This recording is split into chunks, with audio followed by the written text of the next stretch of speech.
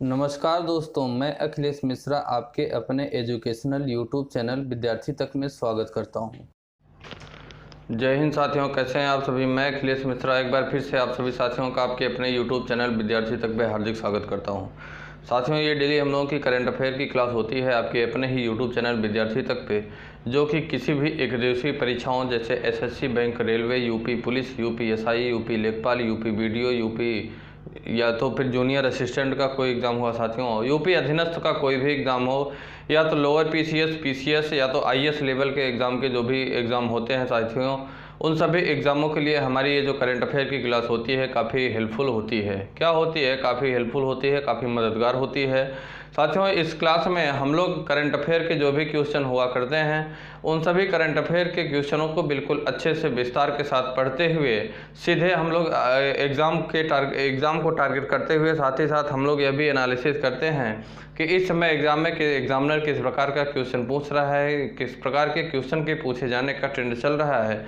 उन सभी चीज़ों को एनालिसिस करने के बाद मैं प्रत्येक दिन सुबह लगभग 9 बजे के नियर अबाउट आप लोगों को मैं ये करंट अफेयर की क्लास प्रत्येक दिन देने का काम करता हूँ, जो कि बहुत ही कोई भी विद्यार्थी हो जो कि कंपटीशन की तैयारी कर रहा है, कॉम्पिटिटिव एग्ज़ाम की तैयारी कर रहा है साथियों, उसके लिए यह क्लास काफ़ी हेल्पफुल होती है। यहाँ पे बिल्कुल अच्छे से विस्तार के साथ एक एक करंट अफेयर बिल्कुल अच्छे से जितना डीपली हो सकता है उतना डीपली उससे रिलेटेड, उस क्वेश्चन से रिलेटेड जो जो पॉइंट हो सकते हैं, जो जो पॉइंट निकल सकते हैं, उन सभी पॉइंट को भी यहाँ पे नोटिस किया जाता है और बताए जाने का काम किया जाता है।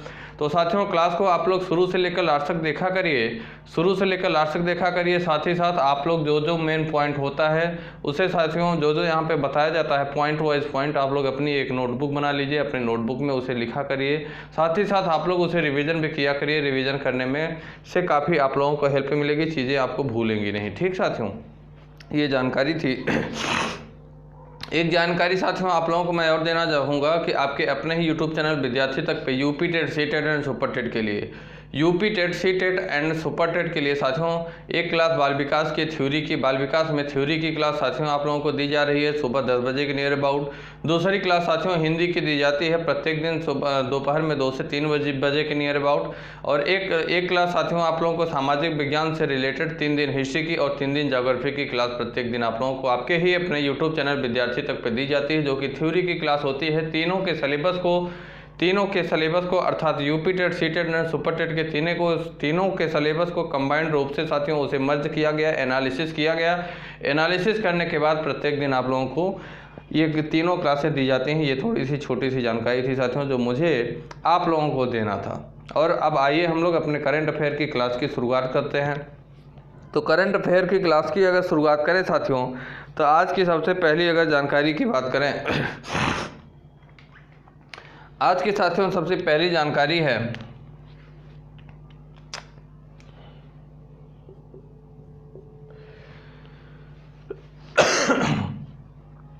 कि प्रधानमंत्री नरेंद्र मोदी ने, पीएम मोदी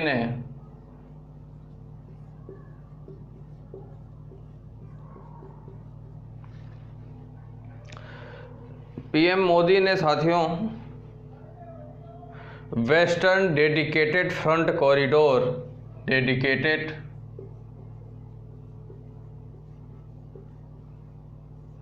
डेडिकेटेड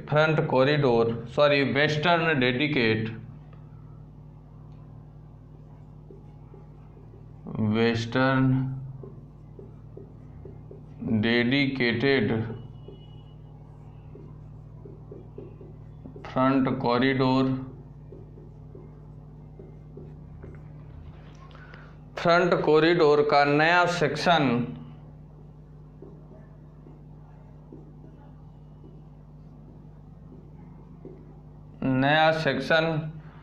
देश को समर्पित किया है, भारत देश को समर्पित किया है।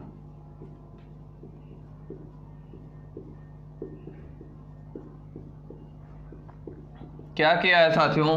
प्रधानमंत्री नरेंद्र मोदी ने वेस्टर्न डेडिकेटेड फ्रंट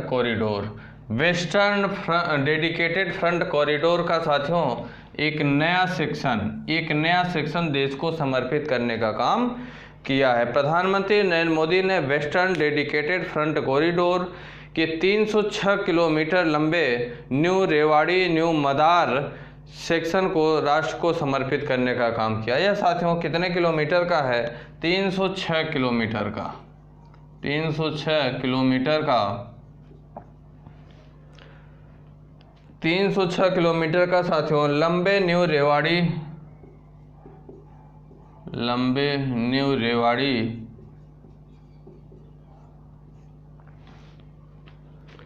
न्यू मदार सेक्शन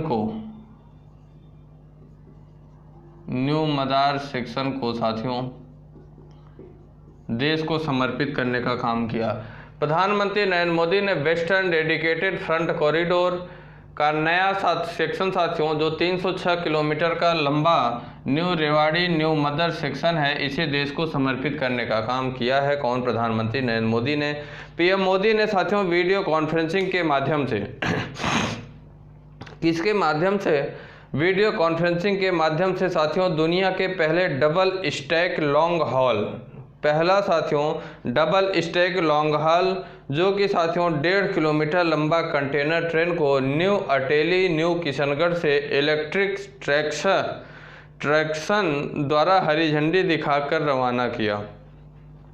यह साथियों पहला डबल स्टैक लॉन्ग हॉल है जो कि 1.5 किलोमीटर क्या है? 1.5 किलोमीटर लंबा कंटेनर ट्रेन को साथियों जो न्यू अटेली न्यू किशनगंज से, कहाँ से? न्यू अटेली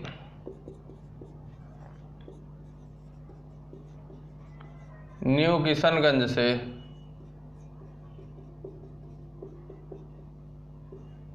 न्यू अटेली साथ ही न्यू किशनगंज से साथियों इलेक्ट्रिक ट्रैक्शन द्वारा इसे हरी झंडी दिखाकर क्या किया गया? रवाना किया गया।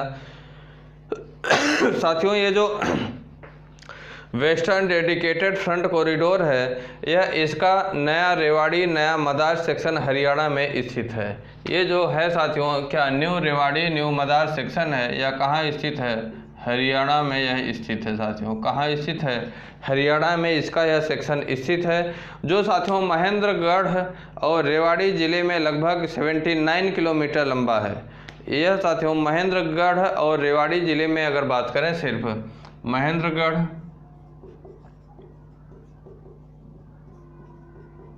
और रेवाड़ी जिले में रेवाड़ी जिले में 79 किलोमीटर है। कितना किलोमीटर? 79 किलोमीटर है। और साथियों 79 किलोमीटर। और अगर बात करें साथियों राजस्थान में जयपुर अजमेर सिकार नागौर और अलवर ज़िले में लगभग 227 किलोमीटर लंबा है। अगर इसी को साथियों कहाँ राजस्थान में बात करें हम कि राजस्थान में के कौन कौन से शहर में है साथियों, तो राजस्थान की अगर बात करें साथियों तो राजस्थान के जयपुर अजमेर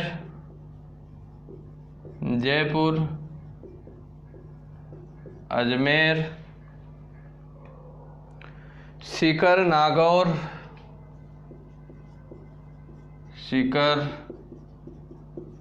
नागौर साथ ही साथ साथियों अलवर ज़िले में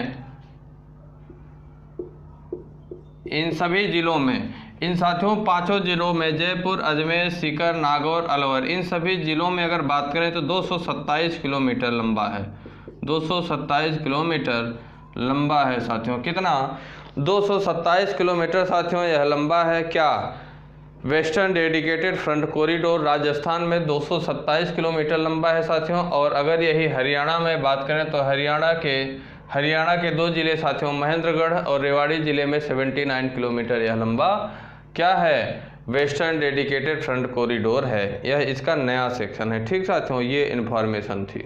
आप याद रखिएगा, आपसे क्वेश्चन एग्जाम में पूछ सकता है कि हाल ही में प्रधानमंत्री नरेंद्र मोदी ने जो वेस्टर्न डेडिकेटेड फ्रंट कॉरिडोर का नया सेक्शन देश को समर्पित किया है वह राजस्थान के निम्न में से कौन से शहर से होकर निकलता है? राजस्थान के निम्न में से कौन से शहर से होकर निकलता है? कौन से ज़िले से होकर निकलता है? इस तरीके से पूछ सकता है और क्वेश्चन इसमें बन सकते हैं। इसीलिए जितनी जानकारी थी मैंने आप लोगों को दे दिया।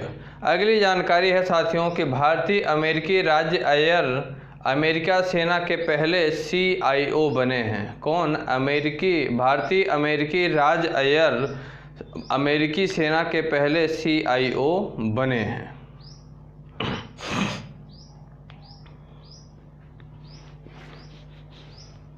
अगली न्यू इन्फॉर्मेशन है कि भारतीय अमेरिकी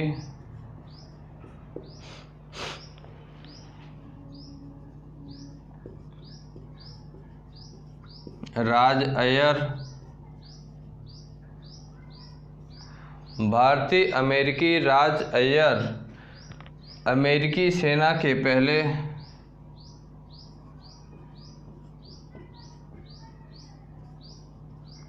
अमेरिकी सेना के पहले CIO बने। CIO बने। भारतीय अमेरिकी राज अय्यर साथियों अमेरिकी सेना के पहले CIO बने हैं। क्या बने हैं? CIO। जुलाई 2020 में साथियों पेंटागन द्वारा पोस्ट बनाने के बाद भारतीय मूल के अमेरिकी डॉक्टर राज अय्यर, इनके अगर पूरा नाम की बात करें साथियों तो इनका पूरा नाम है डॉक्टर राज अय्यर। डॉक्टर राज अय्यर इनका पूरा नाम है साथियों। ये अमेरिकी सेना के पहले मुख्य सूचना अधिकारी, चीफ एग्जीक्यूटिव ऑफिसर, मुख्य सूचना अधिकारी बने हैं। CIO का मतलब हुआ साथियों मुख्य सूचना अधिकारी। चीफ एग्जीक्यूटिव नहीं, सॉरी साथियों, chief information officer. Chief information officer साथियों कौन बने हैं? भारतीय अमेरिकी डॉक्टर राज अय्यर अमेरिकी सेना के पहले साथियों मुख्य सूचना अधिकारी, चीफ इंफॉर्मेशन ऑफिसर।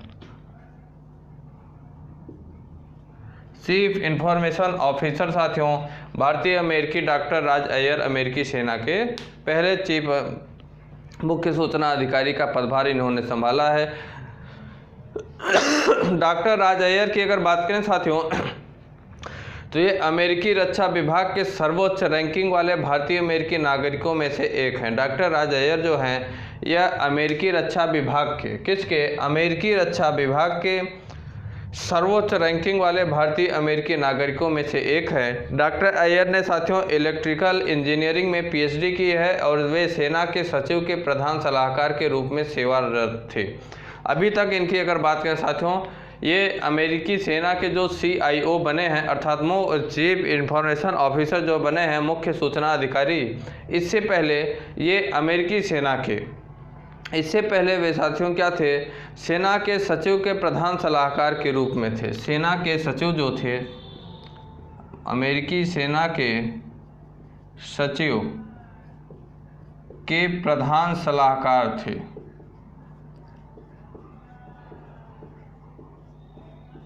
अर्थात जो इससे पहले अगर डॉक्टर राज अय्यर की बात करें तो अमेरिकी सेना के जो सचिव थे उन सचिव के सबसे बड़े सलाहकार डॉक्टर राज अय्यर अभी तक हुआ करते थे। सूचना और साथियों अगर बात करें तो सूचना प्रबंधन, सूचना प्रौद्योगिकी से संबंधित मामलों में सचिव का प्रतिनिधित्व भी ये कर रहे थे। मुख्य सूचना अधिकारी की अगर बात करें साथियों तो जो मुख्य सूचना अधिकारी चीफ इंफॉर्मेशन ऑफिसर की पोस्ट होती है यह एक 3 स्टार जनरल के बराबर पद होती है। किसके? यह पोस्ट साथियों एक 3 स्टार जनरल के पद के बराबर होती है। यह पोस्ट जो होती है साथियों 3 स्टार जनरल के पद के बराबर होती है, पद के बराबर होती है। किसके पद के बराबर साथियों? 3 स्टार के जनरल जो होते हैं उनके पद के बराबर या चीफ इंफॉर्मेशन ऑफिसर की जो पोस्ट होती है वो होती है। आप लोग याद रखिएगा कि भारतीय अमेरिकी डॉक्टर राज अय्यर को अमेरिकी सेना का पहला मुख्य सूचना अधिकारी बनाया गया है। क्या बनाया गया है? पहला मुख्य सूचना अधिकारी बनाया गया है। इस मुख्य सूचना अधिकारी के पद को संभालने से पहले साथियों अगर बात करें तो ये जो अमेरिकी सेना के सचिव हुआ करते थे उन सचिव के प्रधान सलाहकार थे। क्या थे? उन सचिव के प्रधान सलाहकार थे। ये इन्फॉर्मेशन है। अगली नई इन्फॉर्मेशन की बात करें साथियों तो अगली नई इन्फॉर्मेशन है कि कर्नाटक सरकार ने मिट्टी और पानी की टेस्टिंग करने के लिए कृषि संजीवनी वैन को हरी झंडी दिखाई। कर्नाटक सरकार ने मिट्टी और पानी की टेस्टिंग करने के लिए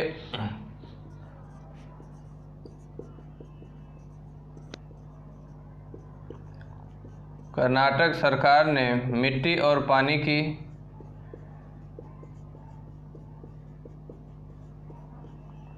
टेस्टिंग करने के लिए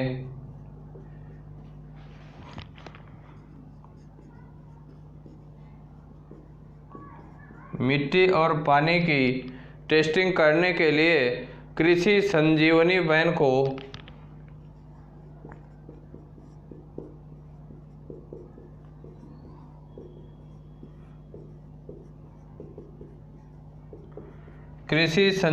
वैन को हरी झंडी दिखाई।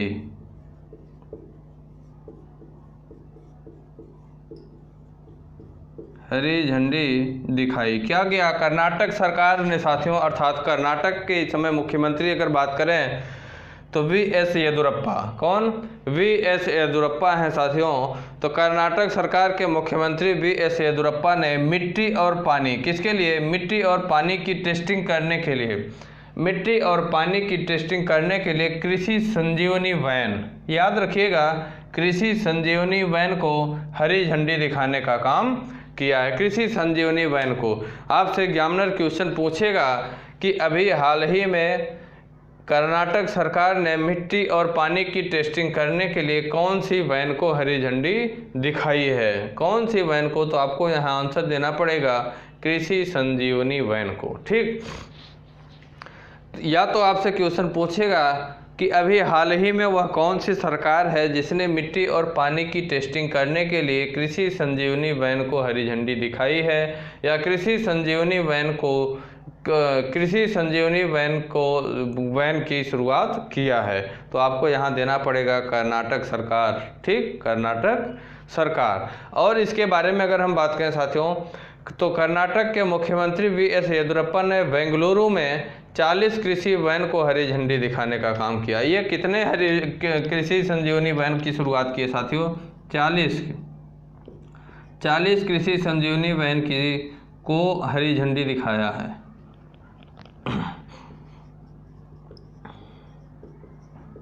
हरी झंडी दिखाई है। कितना? हरी झंडी दिखाने का काम किया है। और अगर बात करें साथियों तो इस कृषि कार्यक्रम को शुरू करने के लिए राष्ट्रीय कृषि विकास योजना, इस कार्यक्रम को साथियों किसके अंतर्गत? राष्ट्रीय कृषि विकास योजना के अंतर्गत, राष्ट्रीय कृषि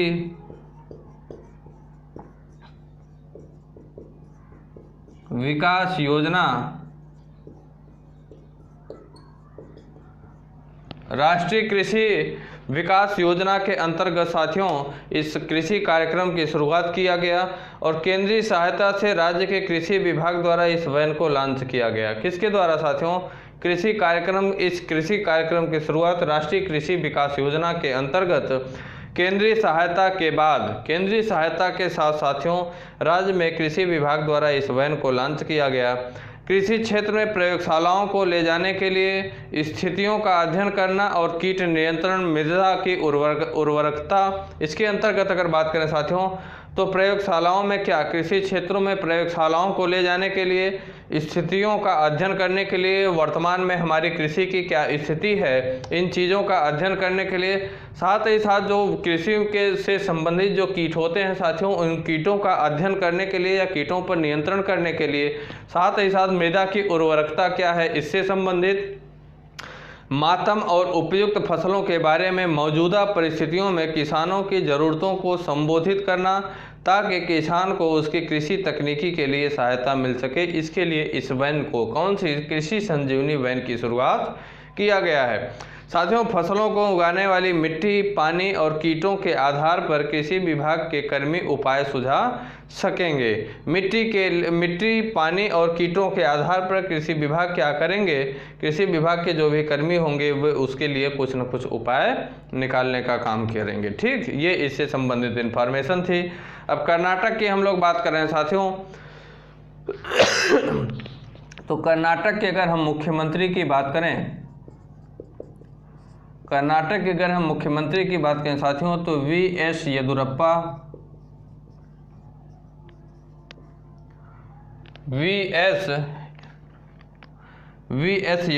कर्नाटक के मुख्यमंत्री हैं। और यहाँ के अगर राज्यपाल की बात करें, कर्नाटक के राज्यपाल की बात करें साथियों, तो वाजुभाई वाला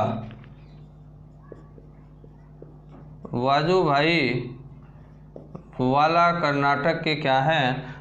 राज्यपाल हैं। कर्नाटक के साथियों मुख्यमंत्री अर्थात चीफ मिनिस्टर की बात करें तो वी.एस. येदियुरप्पा कर्नाटक के मुख्यमंत्री हैं, चीफ मिनिस्टर हैं। और यहाँ के अगर राज्यपाल अर्थात गवर्नर की बात करें तो वाजुभाई वाला कर्नाटक के क्या हैं? गवर्नर हैं। कर्नाटक के क्या हैं साथियों? गवर्नर हैं। ठीक, अगली इंफॉर्मेशन की बात करें साथियों, तो हेमा कोहली तेलंगाना उच्च न्यायालय की पहली महिला मुख्य न्यायाधीश बनी है। अगली इन्फॉर्मेशन है, मोस्ट इन्फॉर्मेशन है साथियों, मोस्ट इम्पॉर्टेंट इन्फॉर्मेशन है। इन सभी जानकारियों को आप लोग साथियों पॉइंट वाइज इन सभी जानकारियों को आप लोग लिखते जाइए, आपके लिए काफ़ी हेल्पफुल होगी। और कंपटीशन एग्ज़ाम की जो भी विद्यार्थी तैयारी कर रहे हैं उन सभी विद्यार्थियों के लिए ये क्लास काफ़ी हेल्पफुल होगी, काफ़ी महत्वपूर्ण मानी जाती है। ठीक, क्लासों को आप लोग शेयर भी कर दिया करिए साथियों। अगली इन्फॉर्मेशन है कि हेमा कोहली साथियों तेलंगाना उच्च न्यायालय की हेमा कोहली तेलंगाना उच्च न्यायालय की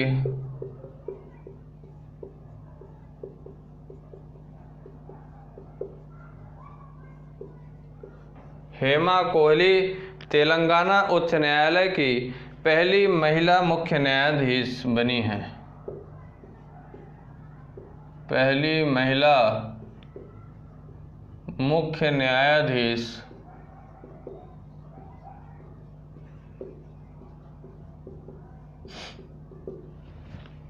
हेमा कोहली साथियों तेलंगाना उच्च न्यायालय की, याद रखिएगा, पहली महिला मुख्य न्यायाधीश बनी है। इससे पहले यहाँ के तेलंगाना उच्च न्यायालय की कोई भी महिला मुख्य न्यायाधीश नहीं रही है। ये पहली महिला मुख्य न्यायाधीश हैं, कहाँ के? तेलंगाना उच्च न्यायालय की। ठीक, कौन? हेमा कोहली। दिल्ली उच्च न्यायालय की वरिष्ठतम न्यायाधीश हैं साथियों ये। दिल्ली उच्च न्यायालय की वरिष्ठतम न्यायाधीश न्यायमूर्ति हेमा कोहली को तेलंगाना उच्च न्यायालय का नया मुख्य न्यायाधीश नियुक्त किया गया है। इससे पहले साथियों अगर हम हेमा कोहली की बात करें, तेलंगाना उच्च न्यायालय का पहली मुख्य महिला न्यायाधीश बनने से पहले साथियों इनकी अगर बात करें तो ये इससे पहले कहाँ के? दिल्ली साथियों उच्च न्यायालय की वरिष्ठतम न्यायाधीश थी। उच्च न्यायालय की वरिष्ठतम, दिल्ली उच्च न्यायालय की वरिष्ठतम साथियों क्या थी? वरिष्ठतम न्यायाधीश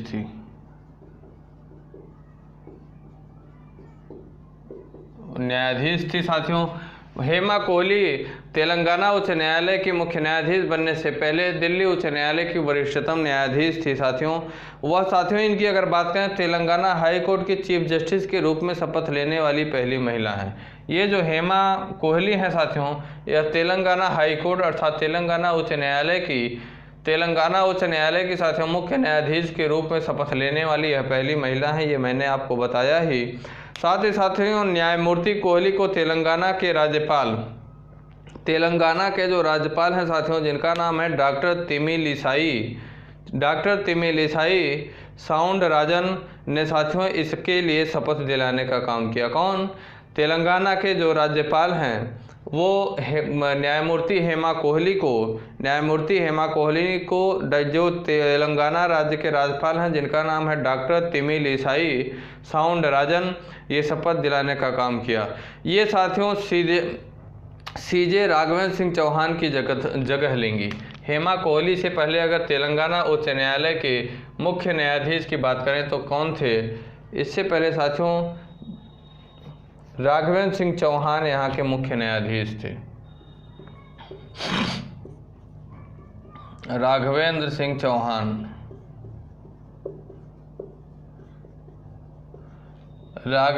चौहान साथियों, इससे पहले राघवेंद्र सिंह चौहान हेमा कोहली से पहले तेलंगाना उच्च न्यायालय का मुख्य न्यायाधीश रहे हैं। कौन? न्यायमूर्ति राघवेंद्र सिंह चौहान की जगह लेंगी।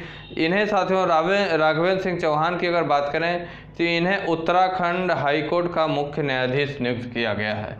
अब ये साथियों अगर हम राघवेंद्र सिंह चौहान की बात करें तो अब इन्हें उत्तराखंड, कहाँ का साथियों? उत्तराखंड हाईकोर्ट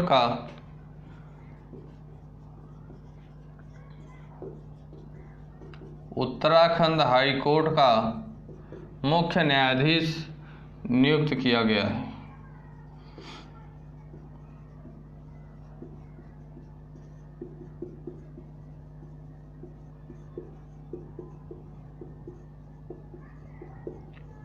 कहाँ का साथियों? इन्हें अब उत्तराखंड हाईकोर्ट का मुख्य न्यायाधीश नियुक्त किया गया है राघवेंद्र सिंह चौहान। इससे पहले उत्तराखंड हाईकोर्ट के मुख्य न्यायाधीश बनने से पहले ये तेलंगाना उच्च न्यायालय के मुख्य न्यायाधीश हुआ करते थे, जहां के उच्च न्यायालय अब पहली महिला मुख्य न्यायाधीश हेमा कोहली बन गई हैं। हेमा कोहली जी इससे पहले दिल्ली उच्च न्यायालय की वरिष्ठतम न्यायाधीश हुआ करती थी। तेलंगाना के अगर मुख्यमंत्री की बात करें साथियों, तेलंगाना राज्य की हम लोग चर्चा कर रहे हैं, तो तेलंगाना राज्य के अगर हम मुख्यमंत्री की बात करें तो तेलंगाना राज्य के मुख्यमंत्री साथियों के चंद्रशेखर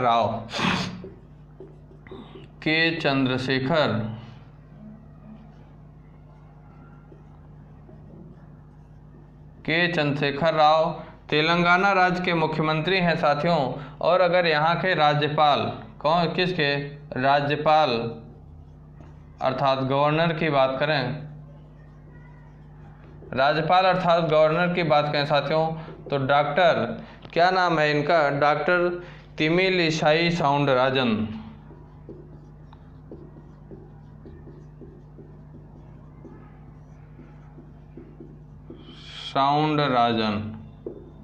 डॉक्टर तमिलिसाई साउंडरराजन कहाँ के? तेलंगाना राज्य के साथियों राज्यपाल हैं। और अगर मुख्यमंत्री की बात करें तो के चंद्रशेखर राव तेलंगाना राज्य के वर्तमान में मुख्यमंत्री हैं। ठीक साथियों, अगली जानकारी की बात करें साथियों तो जेके माहेश्वरी ने सिक्किम उच्च न्यायालय के मुख्य न्यायाधीश के रूप में शपथ लिए हैं। अगले मुख्य न्यायाधीश की अगर हम बात करें साथियों, ये सब इम्पोर्टेंट इन्फॉर्मेशन है साथियों।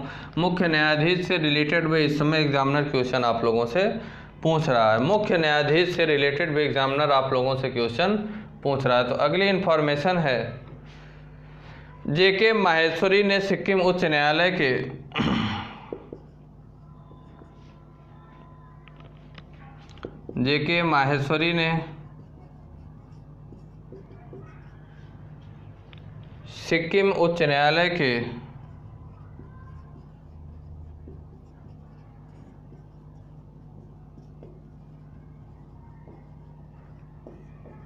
मुख्य न्यायाधीश के रूप में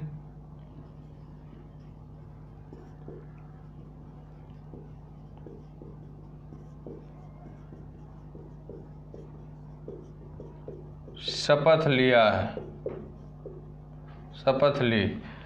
जेके माहेश्वरी कौन साथियों? जेके माहेश्वरी जी सिक्किम उच्च न्यायालय के मुख्य न्यायाधीश के रूप में शपथ लेने का काम किया है। किसके? मुख्य न्यायाधीश के रूप में साथियों शपथ लेने का काम कौन किए हैं? जेके माहेश्वरी जी किए हैं। और अगर बात करें साथियों तो जस्टिस जितेंद्र कुमार माहेश्वरी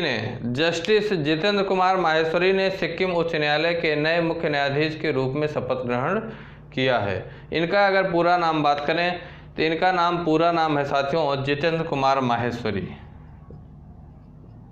जितेंद्र कुमार माहेश्वरी। जितेंद्र कुमार माहेश्वरी साथियों इनका पूरा नाम है।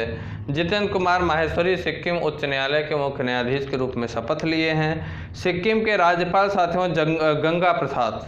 सिक्किम के राज्यपाल, कहाँ के? सिक्किम के जो राज्यपाल हैं साथियों, जिनका नाम है गंगा प्रसाद। सिक्किम के राज्यपाल गंगा प्रसाद ने साथियों राजभवन में, कहाँ? राजभवन में आयोजित एक समारोह के दौरान न्यायमूर्ति जितेंद्र कुमार माहेश्वरी को पद की शपथ दिलाई है। कौन? इनके पद की, जितेंद्र कुमार माहेश्वरी, जो कि सिक्किम उच्च न्यायालय के मुख्य न्यायाधीश के रूप में इन्हें नियुक्त किया गया साथियों। इन्हें जो सिक्किम के राज्यपाल हैं जिनका नाम गंगा प्रसाद है, इन्हें राजभवन में साथियों एक समारोह के दौरान शपथ दिलाने का काम किया। इनकी नियुक्ति साथियों सिक्किम उच्च न्यायालय के मुख्य न्यायाधीश के रूप में अरूप कुमार गोस्वामी का ट्रांसफर आंध्र प्रदेश उच्च न्यायालय के मुख्य न्यायाधीश के रूप में किया गया, जिसके चलते इनकी नियुक्ति यहाँ की गई। अर्थात इनके अगर बात करें साथियों, जितेंद्र कुमार माहेश्वरी की बात करें तो ये किसकी जगह लेंगे साथियों? ये किसकी? अरूप कुमार गोस्वामी। अरूप कुमार गोस्वामी की जगह लेंगे। अरूप कुमार गोस्वामी। अरूप कुमार गोस्वामी की जगह लेंगे। अरूप कुमार गोस्वामी की साथियों ये जो हैं कौन? जितेंद्र कुमार माहेश्वरी ये जगह लेंगे। और अगर अरूप कुमार गोस्वामी की बात करें तो इन्हें साथियों आंध्र प्रदेश उच्च न्यायालय का मुख्य न्यायाधीश बनाया गया। अरूप कुमार गोस्वामी को, जैसा कि मैं कल भी आप लोगों को बताया था कि आंध्र प्रदेश उच्च न्यायालय का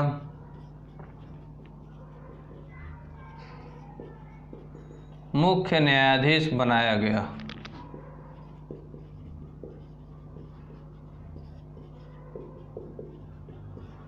मुख्य न्यायाधीश बनाया गया। कहाँ का साथियों?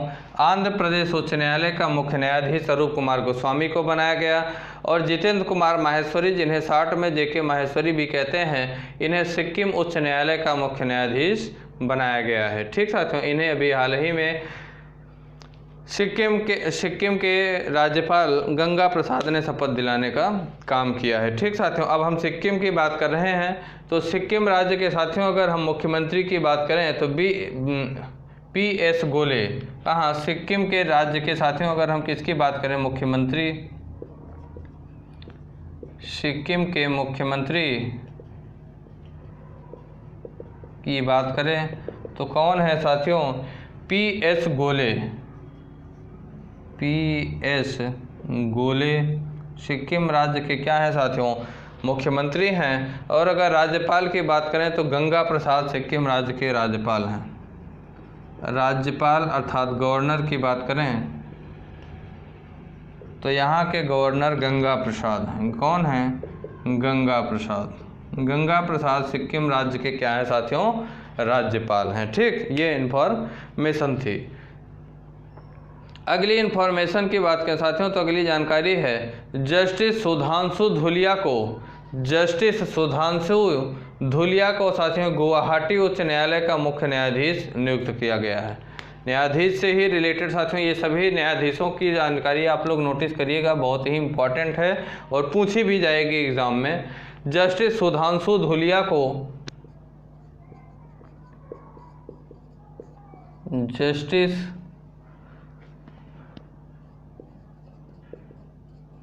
सुधांशु धुलिया को साथियों गुवाहाटी उच्च न्यायालय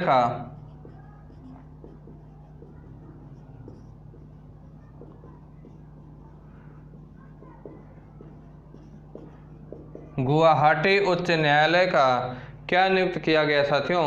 मुख्य न्यायाधीश नियुक्त किया गया।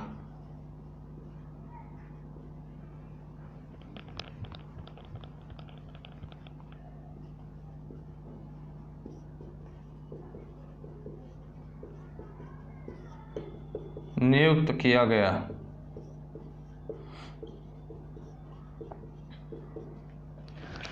जस्टिस सुधांशु धुलिया। जस्टिस सुधांशु धुलिया को साथियों गुवाहाटी उच्च न्यायालय का, कहाँ, गुवाहाटी उच्च न्यायालय का मुख्य न्यायाधीश नियुक्त किया गया। क्या नियुक्त किया गया? गुवाहाटी उच्च न्यायालय का मुख्य न्यायाधीश नियुक्त किया गया। जस्टिस सुधांशु धुलिया को साथियों गुवाहाटी उच्च न्यायालय का मुख्य न्यायाधीश नियुक्त किया गया है। इनकी नियुक्ति की पुष्टि कानून एवं न्याय मंत्रालय द्वारा किया गया है। राष्ट्रपति रामनाथ कोविंद ने भारत के संविधान के अनुच्छेद 217 के खंड 1 के द्वारा प्रदत्त शक्ति के जरिए उत्तराखंड उच्च न्यायालय के न्यायाधीश सुधांशु धुलिया, उत्तराखंड उच्च न्यायालय के न्यायाधीश रहे साथियों सुधांशु धुलिया को प्रोन्नति कर गुवाहाटी उच्च न्यायालय का नया मुख्य न्यायाधीश नियुक्त किया गया।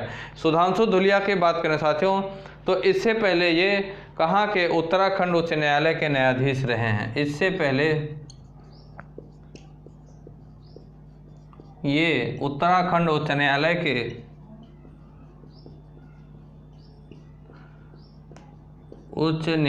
के इससे पहले ये उत्तराखंड उच्च न्यायालय के क्या थे? न्यायाधीश रहे।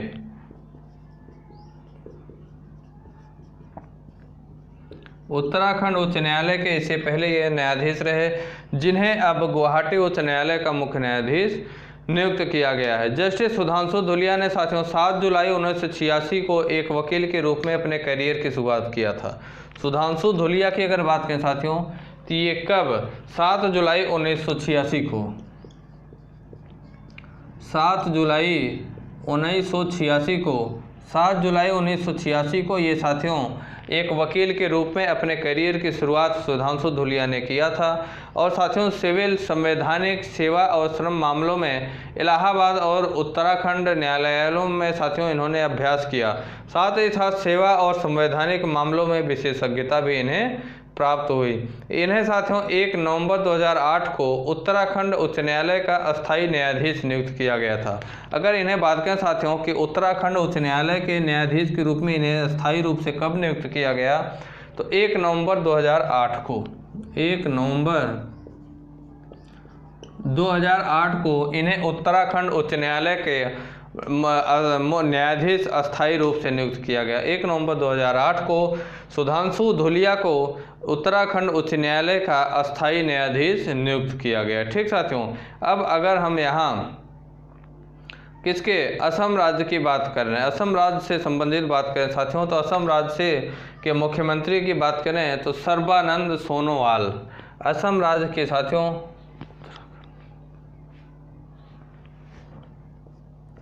असम राज्य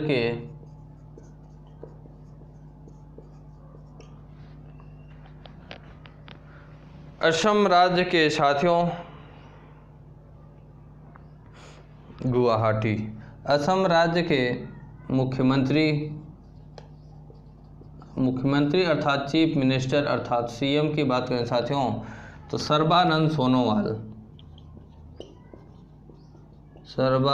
सोनोवाल असम राज्य के क्या हैं? असम राज्य के मुख्यमंत्री हैं। और अगर साथियों हम यहीं के कहाँ के असम राज्य के अगर राज्यपाल अर्थात गवर्नर की बात करें तो प्रोफेसर जगदीश मुखी असम राज्य के साथियों मुख्यमंत्री हो गया। और राज्यपाल अर्थात गवर्नर की बात करें तो साथियों प्रोफेसर जगदीश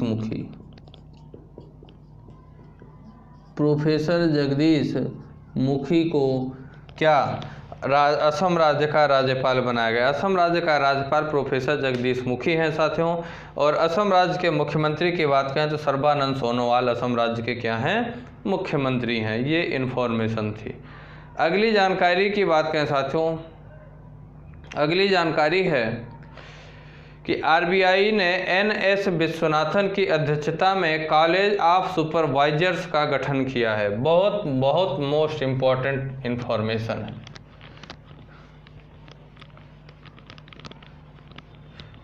अगली जानकारी है साथियों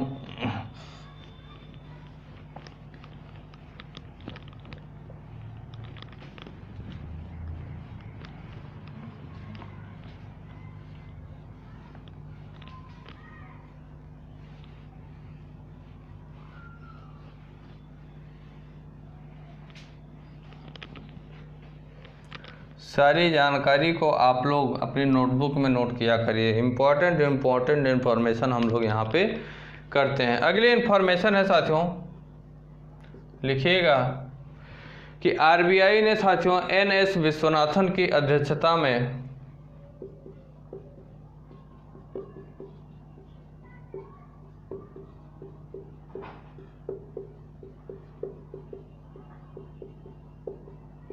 एन विश्वनाथन की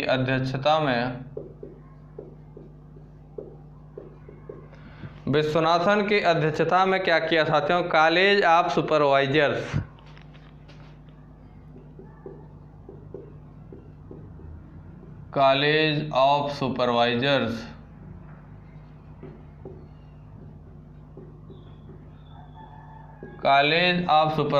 का गठन किया है।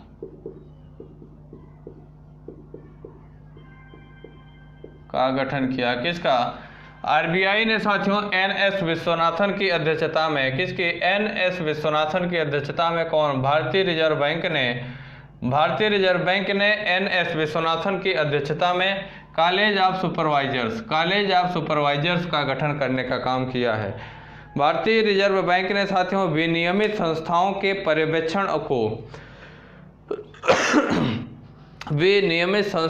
पर्यवेक्षण को और मजबूत करने पर्यवेक्षणों का एक कॉलेज ऑफ सुपरवाइजर का मतलब हुआ साथियों पर्यवेक्षणों का एक कॉलेज। पर्यवेक्षणों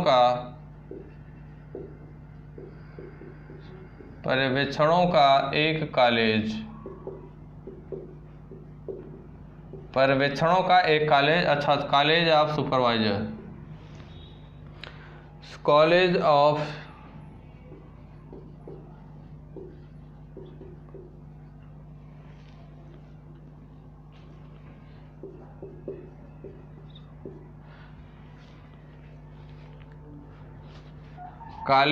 सुपरवाइजर्स का गठन किया है। किसका? पर्यवेक्षणों का एक कॉलेज अर्थात कॉलेज ऑफ सुपरवाइजर का गठन आरबीआई ने, भारतीय रिजर्व बैंक ने एनएस विश्वनाथन की अध्यक्षता में किया है। साथियों इस कॉलेज की अध्यक्षता की बात करें तो आरबीआई के पूर्व डिप्टी गवर्नर, जो अगर साथियों एनएस विश्वनाथन हैं, ये आरबीआई के पूर्व डिप्टी गवर्नर रहे हैं। आरबीआई के पूर्व डिप्टी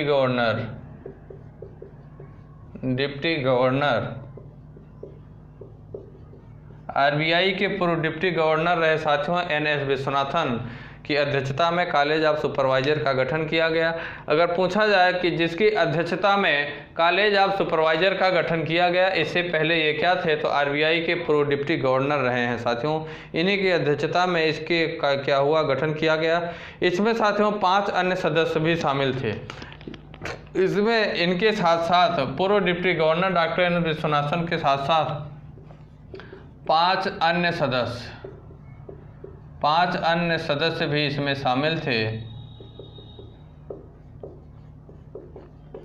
5 अन्य सदस्य भी साथियों क्या थे, इसमें शामिल थे। इस परिषद का उद्देश्य अगर बात करें साथियों, जो पर्यवेक्षणों का एक कॉलेज होगा अर्थात कॉलेज ऑफ सुपरवाइजर का जो गठन किया गया, इस परिषद का मुख्य उद्देश्य की अगर बात करें साथियों, तो इस परिषद का उद्देश्य होगा कि उन क्षेत्रों की पहचान करेगा जहां कौशल निर्माण, अप स्किलिंग की आवश्यकता होती है, सभी कार्यक्रमों के पाठ्यक्रम की योजना बनाएगा और उसे विकसित करने का काम करेगा। अंतर्राष्ट्रीय मानकों, सर्वोत्तम प्रथाओं के साथ कार्यक्रमों को बेंचमार्क करेगा, उपयुक्त शिक्षण विधियों का विकास करने का काम करेगा। उपयुक्त शिक्षण का साथियों क्या करेगा, इसकी कौन कौन सी विधियां हो सकती हैं, इन विधियों का क्या करेगा, विकास करने का काम करेगा। ठीक साथियों, ये इन्फॉर्मेशन थी।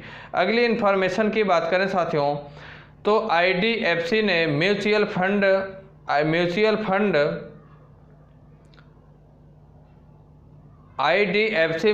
फंड ने साथियों अपना नया निवेशक जागरूक अभियान पजेशन कोरोमोकेट को लॉन्च करने का काम किया। मैं बताता हूं साथियों, जो आईडीएफसी म्यूचुअल फंड है, बैंकिंग सेक्टर के लिए मोस्ट इम्पॉर्टेंट क्वेश्चन है। IDFC किसके लिए?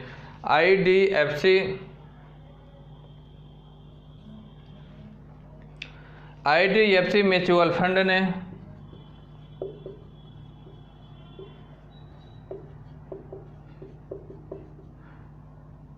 IDFC म्यूचुअल फंड ने क्या किया है साथियों? अपना नया निवेशक जागरूकता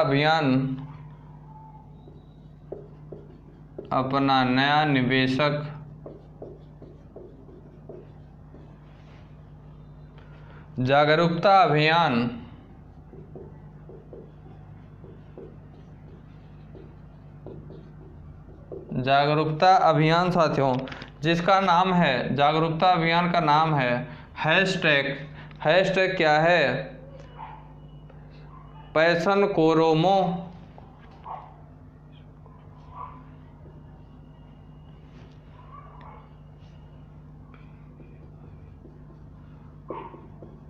कोरोकोमेट, पैशन कोरोकोमेट।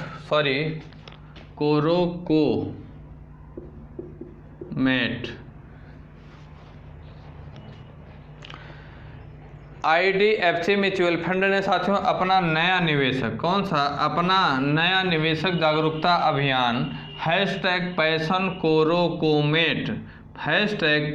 कोरोकोमेट को लॉन्च करने का काम किया है। IDFC म्यूचुअल फंड ने साथियों देश भर में अपने नए निवेशक जागरूकता अभियान पैशन कोरोकोमेट की शुरुआत किया है। इस साथियों नए अभियान के जरिए IDFC म्यूचुअल फंड का लक्ष्य वेल्थ क्रिएशन से संबंधित प्रयासों को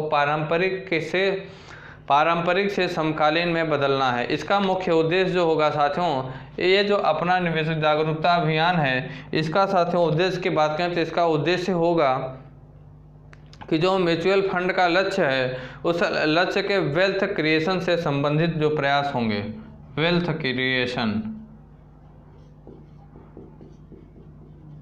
वेल्थ क्रिएशन से संबंधित प्रयास करने के लिए साथियों इसका मुख्य उद्देश्य होगा।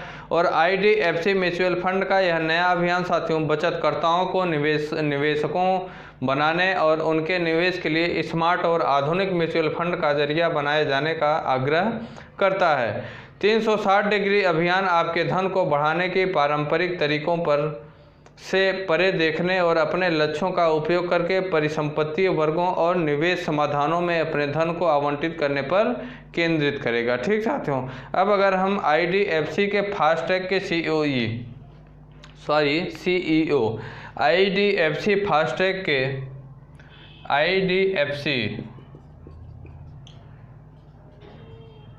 IDFC फास्टैग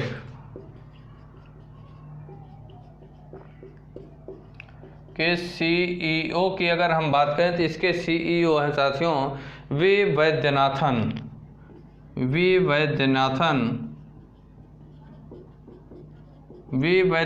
साथियों IDFC फास्टैग के CEO हैं। और इसके मुख्यालय की बात करें, IDFC के साथियों अगर मुख्यालय की बात करें तो इसका मुख्यालय मुंबई में है। कहाँ? मुंबई महाराष्ट्र में साथियों इसका मुख्यालय है।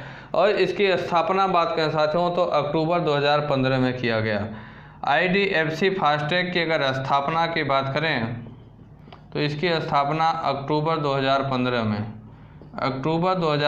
में IDFC फास्टैग की क्या स्थापना किया गया। ठीक साथियों, ये इन्फॉर्मेशन थी। IDFC फास्टैग के CEO की बात करें तो वी वैद्यनाथन हैं। और इनके अगर मुख्यालय की बात करें साथियों तो इसका मुख्यालय मुंबई महाराष्ट्र में है और इसकी स्थापना अक्टूबर 2015 में किया गया। अगली जानकारी की बात करें साथियों तो अगली इन्फॉर्मेशन है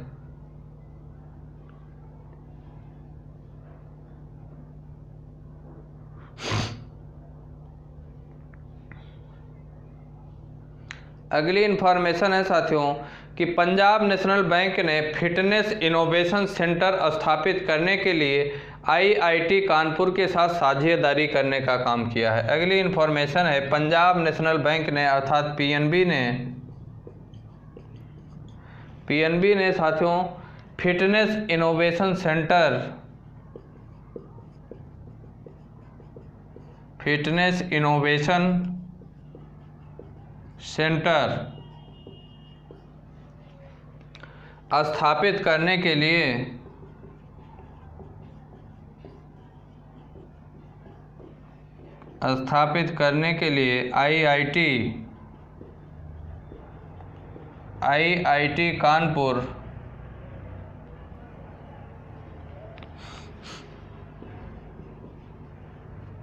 आईआईटी कानपुर के साथ साझेदारी किया है।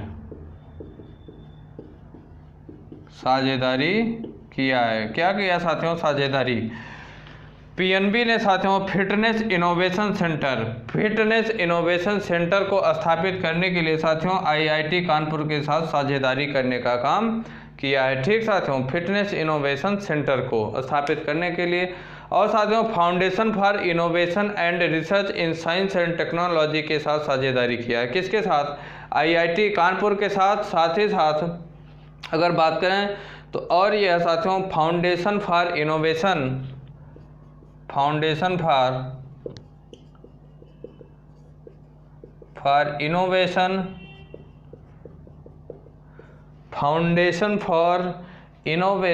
एंड रिसर्च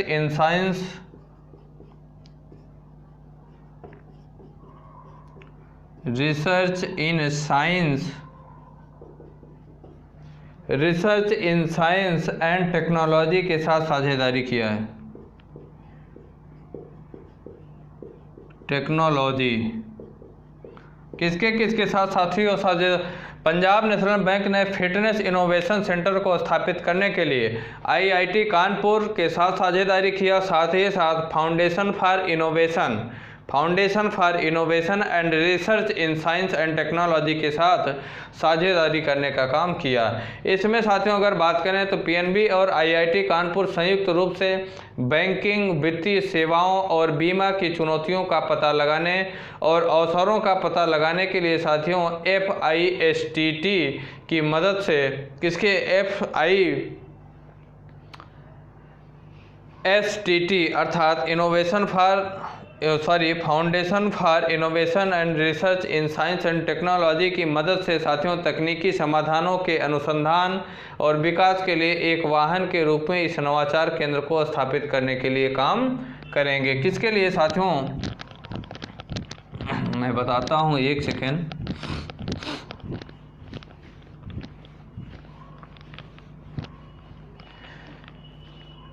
इसके साथियों अगर बात करें तो ये जो फिटनेस इनोवेशन सेंटर है ये किसके लिए काम करेंगे? तो ये बैंकिंग सेवाओं के लिए, साथ ही साथ वित्तीय सेवा और साथ ही साथ बीमा से संबंधित जो भी चुनौती होंगी उसे पता लगाएंगे और अवसरों का पता लगाने के लिए साथियों इस कार्यक्रम को स्थापित किए जाने का काम किया जा रहा है। साथियों पीएनबी ने पंजाब नेशनल बैंक ने, साथ ही साथ अगर हम बात करें तो आईआईटी कानपुर के अनुभवी जो फैकल्टी सदस्य हैं साथियों उन सभी को फर्स्ट की मदद से, फर्स्ट का मतलब होगा foundation for innovation and research in science and technology की मदद से साथियों FIC का मतलब फिटनेस इनोवेशन सेंटर बनाकर तकनीकी नवाचारों के नए उत्पाद या समाधान बनाने के लिए काम करेंगे। आईआईटी कानपुर से साथियों तकनीकी कौशल और पीएनबी की जो वित्तीय विशेषज्ञता है उस वित्तीय विशेषज्ञता की साझेदारी इसे एक बेहतर फिनटेक साझेदारी बनाता है जो नवाचारों और उद्यमशीलता उत्कृष्टता का निर्माण करने में मदद करेगा। FIC को अगर वित्तीय संस्थानों की बात करें साथियों तथा शिक्षाविद, कुलपति कोष, प्रौद्योगिकी कंपनी और प्रमुख सरकारी संगठन के समय पारिस्थितिकी तंत्र द्वारा इसे समर्थित किया जा रहा है। ठीक साथियों, अब अगर हम पंजाब नेशनल बैंक की चर्चा कर रहे हैं, किसकी? पंजाब नेशनल बैंक की चर्चा कर रहे हैं साथियों, तो पंजाब नेशनल बैंक के अगर हम मुख्यालय की बात करें तो इसका मुख्यालय नई दिल्ली में है। पंजाब नेशनल बैंक का मुख्यालय न्यू दिल्ली अर्थात नई दिल्ली में है। और साथियों पंजाब नेशनल बैंक के अगर CEO की बात करें, किसकी CEO की बात करें, तो SS Mallikarjun Rao. Punjab national bank के मुख्य कार्यकारी अधिकारी अर्थात चीफ एग्जीक्यूटिव ऑफिसर CEO की बात करें तो SS मल्लिकार्जुन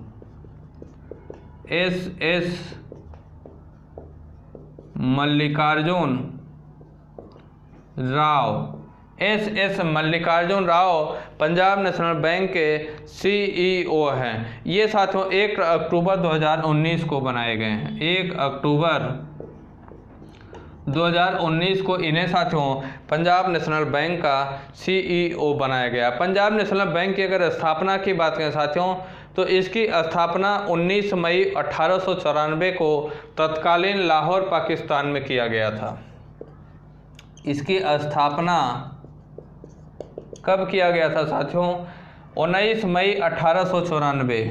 19 मई 1894 को लाहौर, पाकिस्तान के लाहौर शहर में, पाकिस्तान के लाहौर शहर में साथियों पंजाब नेशनल बैंक की स्थापना 19 मई 1994 को किया गया। इसके अगर संस्थापक की बात करें, पंजाब नेशनल बैंक के अगर संस्थापक की बात करें साथियों तो लाला लाजपत राय और दयाल सिंह मजीठिया। इसके अगर संस्थापक की बात करें तो लाला लाजपत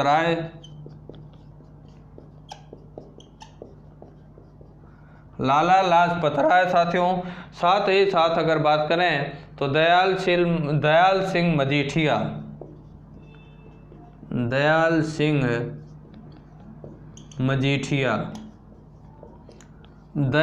मजीठिया और लाला लाजपत राय ये दोनों लोग मिलकर पंजाब नेशनल बैंक की स्थापना किए। इसकी स्थापना 19 मई 1894 को पाकिस्तान के लाहौर शहर में किया गया। और वर्तमान में अगर साथियों पंजाब नेशनल बैंक के CEO अर्थात चीफ एग्जीक्यूटिव ऑफिसर, मुख्य कार्यकारी अधिकारी की बात करें तो 1 अक्टूबर 2019 को SS मल्लिकार्जुन राव को चीफ एग्जीक्यूटिव ऑफिसर बनाया गया, CEO बनाया गया। और साथियों अगर पंजाब नेशनल बैंक के मुख्यालय की बात करें तो वर्तमान में इसका मुख्यालय नई दिल्ली में स्थित है। ठीक साथियों, अगली जानकारी की बात करें साथियों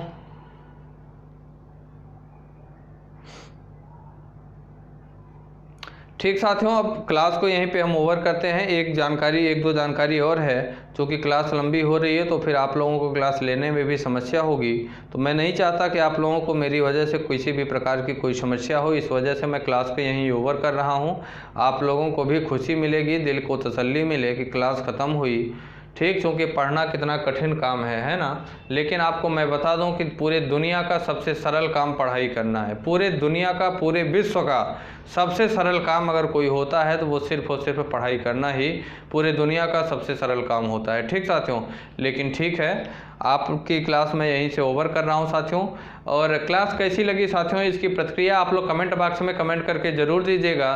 साथ ही साथ क्लास अगर अच्छी लगी हो तो क्लास को आप लोग लाइक करना बिल्कुल ना भूलिएगा। दूसरी बात यह है साथियों कि क्लासों को आप लोग ज़्यादा से ज़्यादा शेयर किया करिए। जो भी आपकी सोशल मीडिया पैठ है, चाहे फेसबुक हो, व्हाट्सअप हो, इंस्टाग्राम हो, टेलीग्राम हो, जो भी आप सोशल मीडिया पैठ पे एक्टिव हैं, जहाँ जो भी आप यूज़ करते हैं साथियों, क्लासों को आप लोग ज़्यादा से ज़्यादा शेयर किया करिए, जिससे कि आपके अपने यूट्यूब चैनल विद्यार्थी तक परिवार से अन्य विद्यार्थी भी जुड़कर वो भी अपने करियर को संवारने का काम करें। हमसे जो कुछ हो सक रहा है आप लोगों के लिए, मैं वो सब कुछ करने के लिए बाध्य हूँ। ठीक साथियों, तो ठीक है, फिर क्लास को ओवर करते हैं। और साथ ही साथ साथियों अगर आप लोगों का कोई डाउट हो तो आप हमारे टेलीग्राम चैनल विद्यार्थी तक से जुड़ें और आप वहाँ अपने डाउट को हमसे शेयर कर अपने डाउट को आप शेयर कर सकते हैं। आपके डाउट पे साथियों मैं एक अलग से नई वीडियो बना के आपके डाउट को दूर करने की कोशिश करूंगा। अगर आप लोगों का कोई सुझाव है तो आप अपने सुझाव को भी हमारे कमेंट बॉक्स में कमेंट कर सकते हैं। आपके सुझाव पर भी विचार किया जा सकता है। ठीक साथियों, तो ठीक है, फिर क्लास को आप लोग शुरू से लेकर लास्ट तक देखिए, अपनी प्रॉपर नोट्स बनाइए और उसे रिविजन करिए। ठीक साथियों, क्लास को ओवर करते हैं। जय हिंद, जय भारत। दोस्तों, अगर आप हमारे YouTube चैनल विद्यार्थी तक पे नए हैं तो लाइक करें, सब्सक्राइब करें और बेल आइकन को दबाना ना भूलें। धन्यवाद।